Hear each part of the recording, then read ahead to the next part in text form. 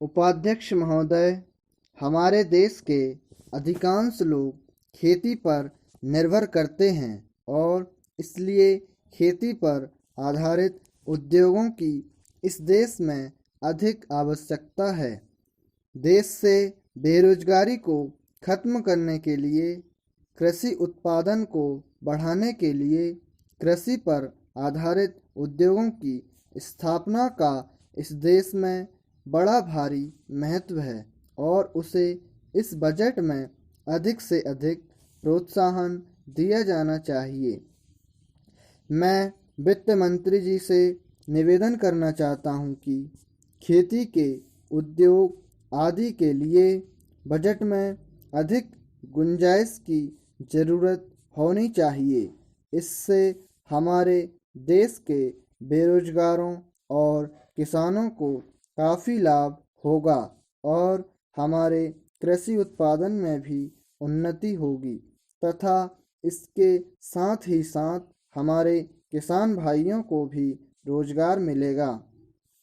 वित्त मंत्री जी ने काफ़ी अच्छा बजट पेश किया है, लेकिन खेती के उद्योगों के लिए इसमें विशेष व्यवस्था करने और इसमें अधिक धन लगाने की आवश्यकता है।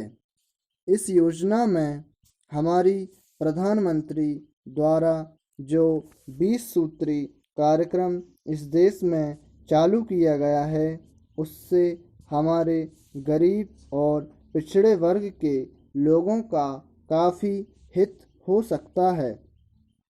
मैं निवेदन करता हूं कि कमज़ोर वर्ग के लोगों के लिए पशुओं को खरीदने तथा आवास और दूसरी आवश्यकताओं के लिए धन की व्यवस्था की जाए। आज यह कार्यक्रम हमारे देश में बड़े जोर से और बड़ी जिम्मेदारी से लागू किया जा रहा है। इसमें संदेह नहीं है कि इससे हमारे देश के गरीब लोगों को काफ़ी लाभ पहुँचेगा। हमारे देश में मध्य प्रदेश काफ़ी पिछड़ा हुआ है। मध्य प्रदेश में खनिज और वन देश में सबसे ज़्यादा हैं। हमारे मध्य प्रदेश में 20% खनिज उत्पादन है और 30% वन है।